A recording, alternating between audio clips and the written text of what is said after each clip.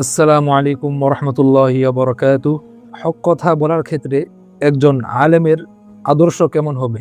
সে হক কথা বলার ক্ষেত্রে কাউকে পরোয়া করবে কিনা, বা তাকে কিভাবে কথা বলা উচিত, এর উত্তম দৃষ্টান্ত ছিলেন হজরত হাসান বসরি রহমতুল্লাহি আলাইহি। আল্লাহ রাসূল সাল্লাল্লাহু আলাইহি ওয়াসাল্লাম থেকে একটি হাদিস বর্ণিত যে তিনি বলেছেন যে জালেম শাসকের সামনে হক কথা বলা হচ্ছে সবচেয়ে বড় জিহাদ। তো এই হাদিসের আমলের বাস্তব নমুনা ছিলেন হযরত হাসান বসরি রহমতুল্লাহি আলাইহি। অনেক আলেম আছে, বা আমরা অনেক আছি, আলেম ছাড়াও অনেক মানুষ এমন আছি, আমরা জানি যে ওই নেতা জালেম, ওই শাসক, সে হারামখোর, সে জনগণের উপর জুলুম করে। তো নিজের ব্যক্তিগত নিরাপত্তার কথা চিন্তা করে আমরা অনেক সময় তার অনেক অন্যায়গুলোর প্রতিবাদ আমরা করি না। সে একটা অন্যায় করলে আমরা মুখে তালা দিয়ে বসে থাকি এবং আলেমদের দিকে তাকিয়ে থাকি যে আলেম কোনো প্রতিবাদ করে কিনা।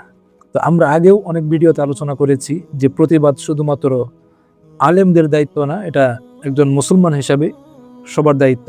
সৎ কাজের আদেশ এবং অসৎ কাজ থেকে বাধা প্রদান করা, অর্থাৎ অন্যায়ের প্রতিবাদ করা, এটা সকল মুসলমানদের, যারা মুহাম্মদ সাল্লাল্লাহু আলাইহি ওয়াসাল্লামের উম্মত বলে দাবি করবে, তাকে এ দায়িত্ব পালন করতে হবে, অর্থাৎ অন্যায়ের প্রতিবাদ করতে হবে।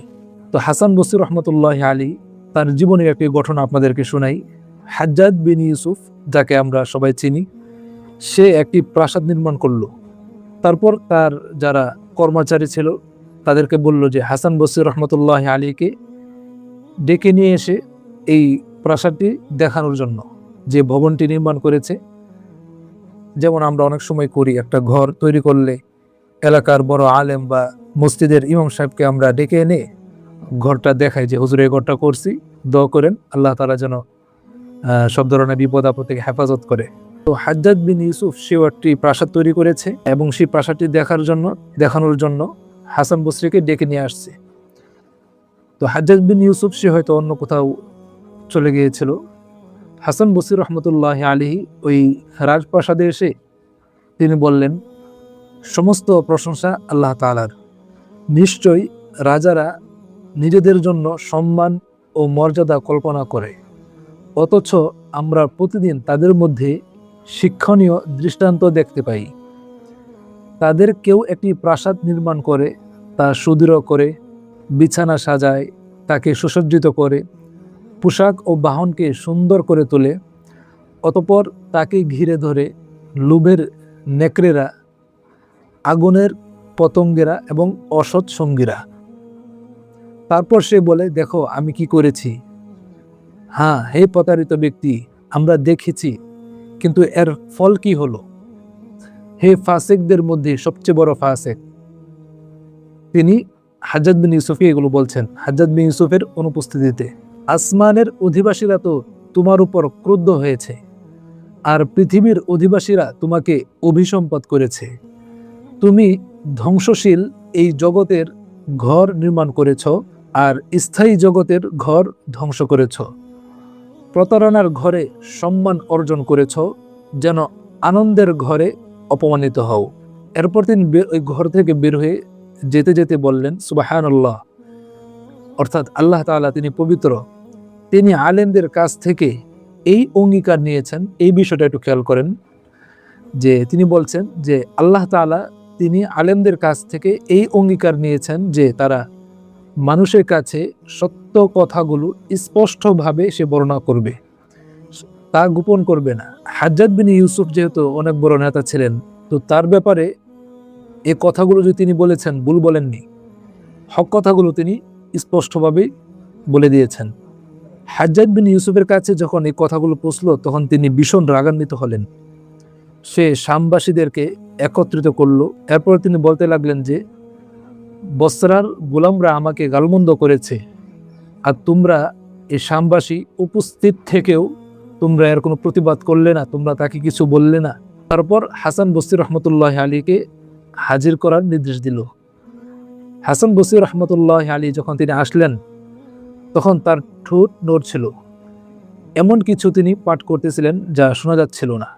বর্ণনাকারী এটা বলছে।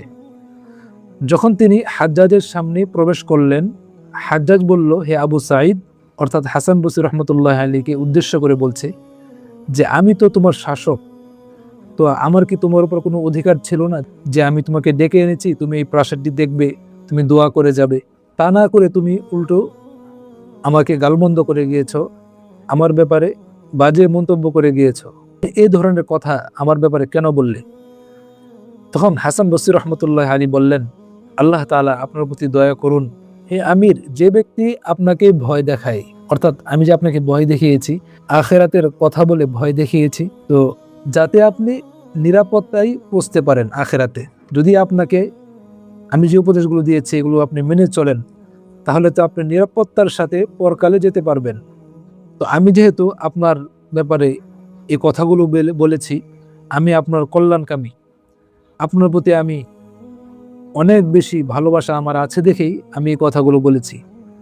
তবে এর বিপরীত হলো, যে আপনাকে আপনার এই কথাগুলোকে, আপনার কাজকে সাপোর্ট করে, অর্থাৎ তিনি এখানে বুঝাইতে চাইছেন, আগে কথাগুলো আমরা শেষ করি, তারপর হাসান বসরি রহমতুল্লাহ আলীর এই কথার মতলব আমরা আলোচনা করব। তো হাসান বসরি রহমতুল্লাহ আলী বললেন, আমি তো তোমার উত্তম সঙ্গী, কারণ আমি তোমাকে সতর্ক করেছি। তোমার উত্তম সঙ্গী ওই ব্যক্তি না যে তোমার কাজগুলোকে, তোমার কর্মগুলোকে, তোমার সকল কার্যকলাপকে সাপোর্ট করে, অর্থাৎ তুমি অন্যায় করলেও সে এটার ব্যাপারে কোনো ভুল ধরে না, তোমাকে বরং আরো আশ্বস্ত করে। হাসান বসরি রহমতুল্লাহ আলী বললেন, এখন তোমার কাছে দুইটি বিষয় রয়েছে, একটি হলো তুমি আমাকে ক্ষমা করে দিবে অথবা আমাকে শাস্তি দিবে। আমি তোমাকে এত সুন্দর উপদেশ দিয়েছি, এত সুন্দর নসিহা করেছি তোমার অজান্তে, আর তোমার কাছে সেটা পৌঁছেছে, তুমি যদি এটার উপর আমল না করো, বরং আমার উপর ক্ষুব্ধ হও এবং যারা তোমাকে ভুল পরামর্শ দেয় তাদেরকে তুমি বেশি মহব্বত করো, তো এটা তুমি করতে পারো। এখন তুমি চাইলে আমাকে ক্ষমা করে দিতে পারো, চাইলে শাস্তিও দিতে পারো। তুমি এবার চিন্তা করে দেখো আমার ব্যাপারে তুমি কোন ফাইসলা করবে। এই কথাগুলো শুনে হাজ্জাজ বিন ইউসুফ বুঝতে পারলো, যেহেতু সে একজন বাদশা ছিল, তো সে বুঝতে পারলো যে হাসান বসরি তো আমার উত্তম সঙ্গী।